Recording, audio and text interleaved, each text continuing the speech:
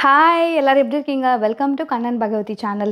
இன்றைக்கி இந்த வீடியோவில் நம்ம என்ன பார்க்க போகிறோம் அப்படின்னா, நிறைய பேர் ஒரு கமெண்ட்லேயும் கேட்காம இருந்திருக்க மாட்டீங்க இந்த கேள்வியை. அந்த கேள்விக்கு உண்டான விடை தான் இன்றைக்கி நம்ம இந்த வீடியோவில் பார்க்க போகிறோம். என்னடா இவ்வளோ பெரிய ட்விஸ்ட் வைக்கிறேன் அப்படின்னு பார்க்குறீங்களா? வேறு ஒன்றுமே இல்லை. அக்ஷய் பாப்பாவுக்கு பார்த்திங்கன்னா கிளிப் போடுறதுக்காக இன்றைக்கி டாக்டர் கன்சல்டேஷன் தான் பண்ண போகிறோம். ரொம்ப நாளாக நிறைய பேர் கமெண்ட்டில் பாப்பாவுக்கு கிளிப் போடுங்க, அக்ஷய்க்கு கிளிப் போடுங்க, கிளிப் போட்டால் அழகாயிடுவா, ஏன் இன்னும் போடாமல் இருக்கீங்க, பல்லை சரி பண்ணுங்க அப்படி சொல்லிட்டு இருந்தீங்க. கடவா பல் வளர்ந்தாதான் நம்மளால் கிளிப்பே போட முடியும். அது ஆல்ரெடி நான் லாஸ்ட் இயர் அதுக்கு முந்தின இயர் வருஷம் பாப்பாவை போயிட்டு நாங்கள் கன்சல்ட் பண்ணிட்டு தான் இருந்தோம். கடவா பல் வளர்ந்தாதாங்க நம்ம அந்த கிளிப்பே போட முடியும். இவங்களுக்கு ப்ரொசீஜர் இப்போ ஸ்டார்ட் பண்ண முடியாதுன்னு லாஸ்ட் இயரே சொல்லி அனுப்பிச்சிட்டாங்க. அண்ட் ஃபைனலாக பார்த்திங்கன்னா இந்த வருஷம் பாப்பாவுக்கு கிளிப் போடலாம் அப்படின்னு போய் கன்சல்ட் பண்ணலாங்க அப்படின்னு சொல்லியிருந்தேன். ஃபங்க்ஷன் முடியறதுக்காக தான் வெயிட் பண்ணிகிட்டே இருந்தேன். சரி ஓகே ஃபங்க்ஷன் முடியட்டும், ஏன்னா அது போட்டிருந்தா டிஸ்கம்ஃபர்ட்டாக இருக்கும், அவளால் ஃபங்க்ஷனில் ப்ராப்பராக இருக்க முடியாது அப்படின்றதுக்காக ஃபங்க்ஷன் முடிஞ்சோன்னு நம்ம ப்ராப்பராக இந்த ப்ராசஸ் ஸ்டார்ட் பண்ணலாம் அப்படி சொல்லியிருந்தேன். ஆக்சுவலாக நேற்று தான் போயிட்டு நாங்கள் அப்பாயின்மெண்ட் கன்ஃபார்ம் பண்ணோம். இன்றைக்கி அப்பாயின்மெண்ட் கொடுத்துருக்காங்க. அக்ஷய் பாப்பாவுக்கு பார்த்திங்கன்னா கிளிப் போடுற ப்ரொசீஜர் ஒரு 2 ஸ்டெப்பாக ஃபாலோ பண்ண போகிறாங்க. ஃபஸ்ட்டு ஜாலைன் கரெக்ஷன் பண்ண போகிறாங்க. அதுக்கப்புறம் பார்த்திங்கன்னா இந்த பல்லெல்லாம் சீராக்கிறதுக்காக ஒரு கிளிப்பு. ஸோ இதுக்கு பார்த்திங்கன்னா டோட்டலாக ஒரு 15 மினிட்ஸ் ஆகும் அப்படின்னு சொல்லியிருக்காங்க. ஸோ இன்றைக்கி பாப்பாவுக்கு அந்த ஜாலைன்லாம் அளவுலாம் எடுத்து அதுக்கு உண்டான ப்ரொசீஜர் தான் இன்றைக்கி பார்க்க போகிறோம். ரொம்ப நாளாக நிறைய வெல்விஷர் பாப்பாவை பற்றி கேட்டிருக்கீங்க. அவங்களுக்கெல்லாம் இது ஒரு குட் நியூஸாக தான் இருக்கும் அப்படின்னு நான் நினைக்கிறேன். நாங்கள் ஒரு 2 டேஸ்க்கு முன்னாடி போய் பாப்பாவுக்கு கன்சல்டேஷன் பண்ண போயிருந்தோம்.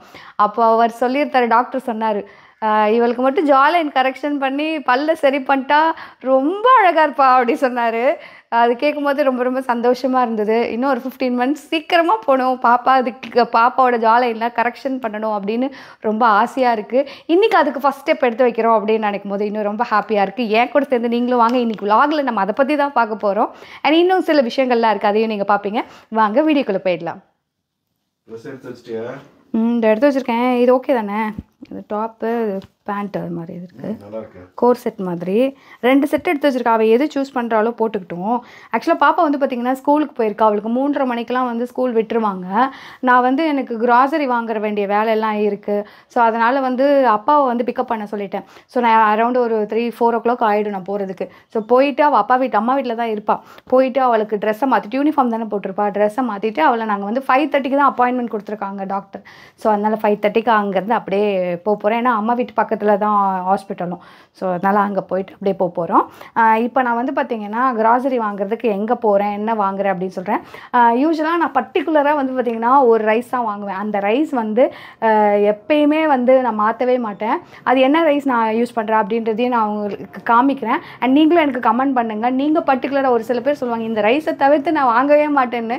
நீங்கள் என்னெல்லாம் யூஸ் பண்ணுறேன்னு சொல்லுங்கள், எதுலாம் நல்லா இருக்கும்னு சொல்லுங்கள், நான் தெரிஞ்சுக்கிறேன். நான் என்ன வாங்குறேன் அப்படின்றதையும் உங்களுக்கு ஷேர் பண்ணுறேன். இப்போ நம்ம கிளம்பலாமா? நான் ஒரு குட்டி ரெஃப்ரெஷ்மெண்ட் மட்டும் பண்ணிவிட்டு வந்துடுறேன். ஸ்கின் கேர் மட்டும் பண்ணிவிட்டேன். இப்போ ஒரு குட்டி ஸ்கின் கேர் முடிச்சுட்டு கிளம்பிடலாம். ரீசெண்ட் டேஸாக பார்த்தீங்கன்னா நான் கொரியன் ஸ்கின் கேர் ஃபாலோ பண்ணிட்டு இருந்தேன். அது எனக்கு ரொம்ப நல்ல ரிசல்ட் கொடுக்குது. அது என்னன்னு பார்த்தீங்கன்னா பியூர் ஒரிஜினோட Korean vitamin C face wash, serum and serum cream.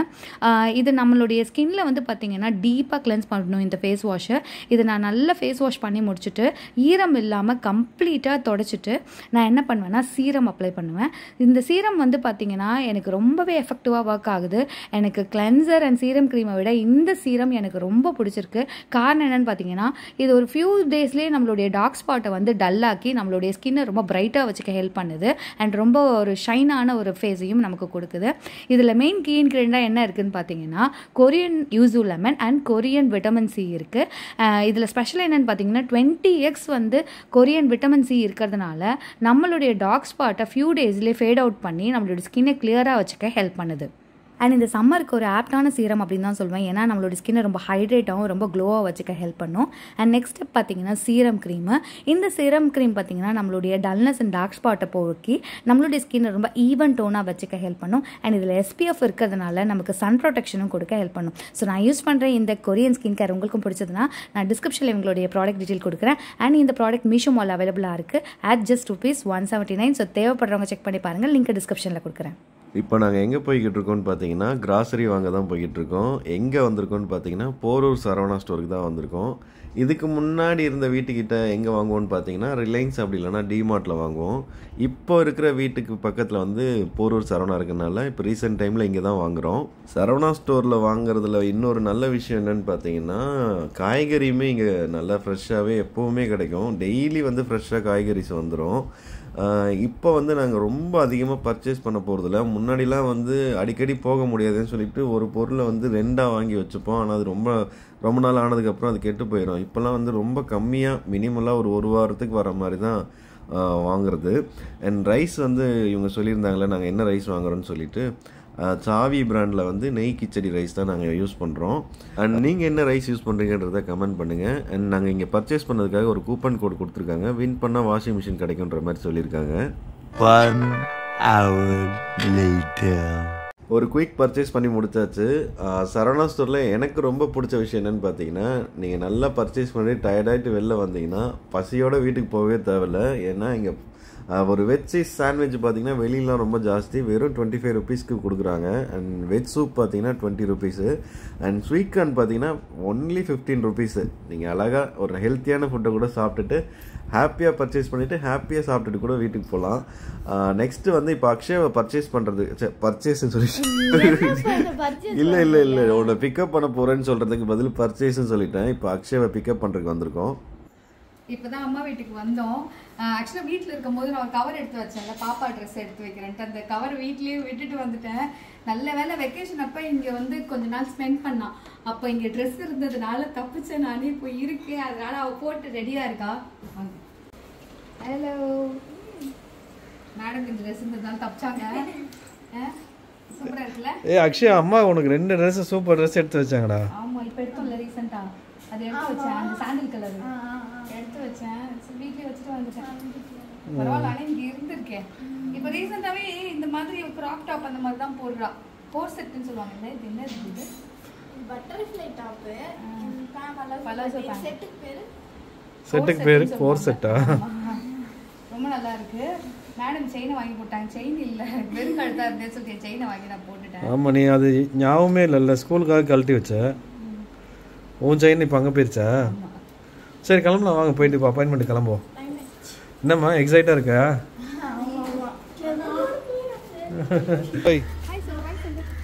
ஓய் சர்வேஷ். சர்வேஷ் மாமா பாரு. மாமா எங்கடி? மாமா எங்க போனா? சரி ரக்ஷா.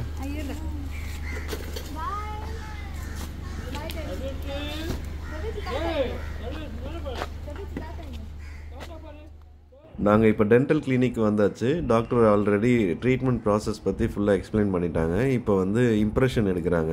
இந்த இம்ப்ரெஷன் எதுக்குன்னு பார்த்தீங்கன்னா மொத்தம் 2 ஸ்டெப்பாக வந்து ப்ராசஸ் பண்ண போகிறோம். ஃபஸ்ட்டு வந்து ஜா கரெக்ஷன் பண்ணுறதுக்காக ஒரு அப்ளைன்ஸ் பண்ண போகிறோம். அதுக்கான இம்ப்ரெஷன் தான் இது.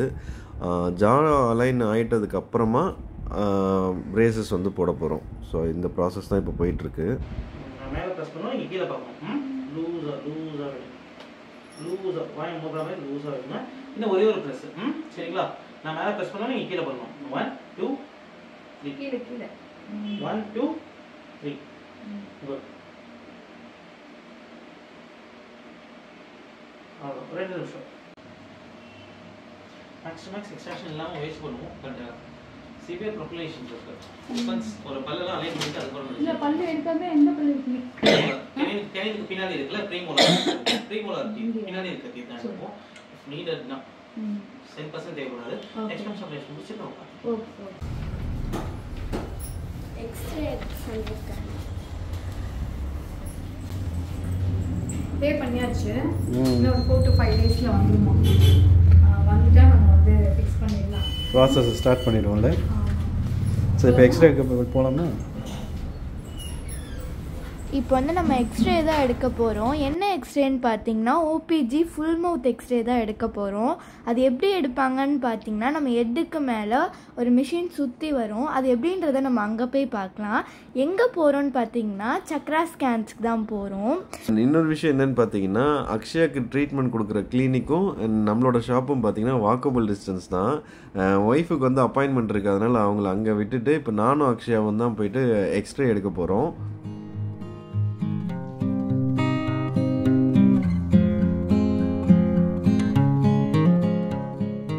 நாங்கள் கீழே போயிட்டு ரிசப்ஷனில் என்ரோல் பண்ணிட்டோம். மேலே ஃபஸ்ட் ஃப்ளோரில் தான் வந்து எக்ஸ்ரே எடுக்கிற இடம் இருக்குதுன்னு சொல்லியிருந்தாங்க. இப்போ ஃபஸ்ட் ஃப்ளோருக்கு தான் போகிறோம்.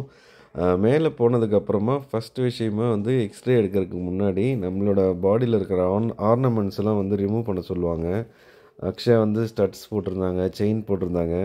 ஸோ எல்லாத்தையும் ரிமூவ் பண்ணோம். அண்டு மேலே ஒரு எக்ஸ்ட்ரா ஸ்டட் போட்டிருக்காங்களே, அது ரிமூவ் பண்ணுறதுக்கு ரொம்பவே கஷ்டமாக இருந்துச்சு. ஃபைனலாக எப்படியோ ஸ்டட்ஸ் எல்லாமே ரிமூவ் பண்ணிட்டாங்க.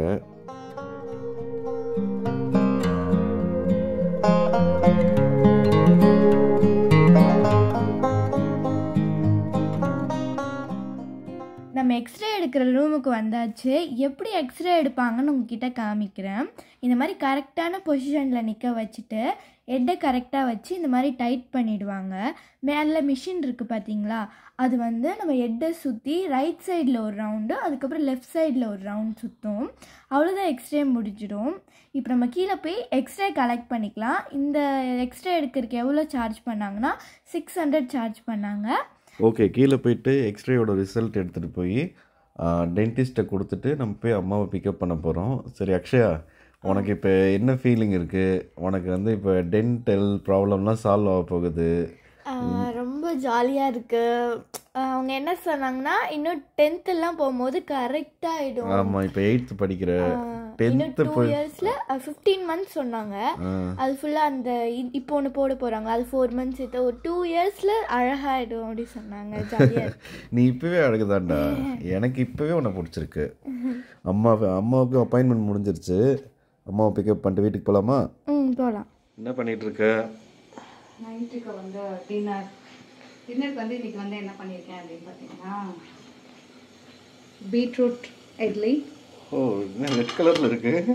ஆமாம், அதுக்கப்புறம் சாம்பார். மத்தியானம் வந்து கத்திரிக்காய் போட்டு சாம்பார் வச்சாரு. ஓகே. ஸோ சாம்பார் இருக்குது, இட்லி பொடி இருக்குது, அவ்வளோதான் இன்றைக்கி மெனு.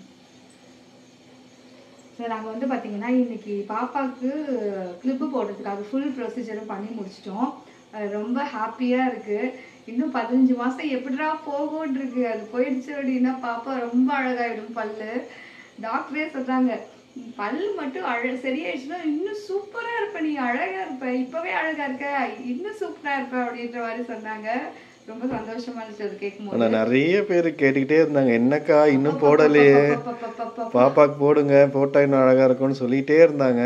ஆனா என்னன்னா அதுக்கான டைம் வரணும். அதனாலதான் நிறைய பேருக்கு சொல்லி நான் நிறைய தடவை வீடியோலயும் சொல்லியிருக்கேன், அதுக்குண்டான டைம் வரணும், கடவா பல் வளரணும், அப்பதான் நம்ம போட முடியும் அப்படின்னு. 8th தான் அந்த ப்ராசஸே பண்ண முடியும்னு சொல்லியிருந்தாங்க. இந்த தடவையும் நான் டாக்டர் கிட்ட கன்சல்ட் பண்ண போகும்போது கடவுளே இந்த அடுத்த வருஷம் வாங்கன்னு சொல்லிடக்கூடாது, போடலாம் அப்படின்னு சொல்லணும்னு நான் நினச்சிக்கிட்டே போனேன். அதே கேட்ட மாதிரி இன்னைக்கு ஃபுல்லாக சக்ஸஸ்ஃபுல்லாக நடந்துருச்சு.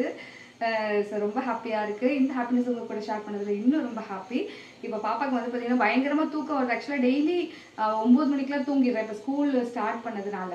அதனால் மேடம் தூங்கிக்கிட்டே, அம்மா என்னால் முடியலம்மா, தூக்கம் வருதுமா அப்படின்னா, இருடி இட்லி சுட்டுறேன், 2 இட்லி மட்டும் சாப்பிட்டு படுத்துக்கோ அப்படின்னு சொல்லியிருக்கேன். ஸோ அதனால் இப்போ பாப்பாவுக்கு போயிட்டு வச்சுட்டு நானும் போய் தூங்கணும். அவ்வளோதான், இன்றைக்கி இதை விலாக முடிச்சுக்கிறேன். இந்த வீடியோ பார்த்துருப்பீங்க, கண்டிப்பாக உங்களுக்கு பிடிச்சிருக்கும்னு நினைக்கிறேன். இந்த வீடியோ பிடிச்சிருந்தா லைக் பண்ணுங்கள், ஷேர் பண்ணுங்கள், கமெண்ட் பண்ணுங்கள், மறக்காமல் சப்ஸ்கிரைப் பண்ணிடுங்க. வேறு ஒரு இன்ட்ரெஸ்டிங்கான வீடியோவில் உங்களை சந்திக்கிறேன். பாய். பாய்.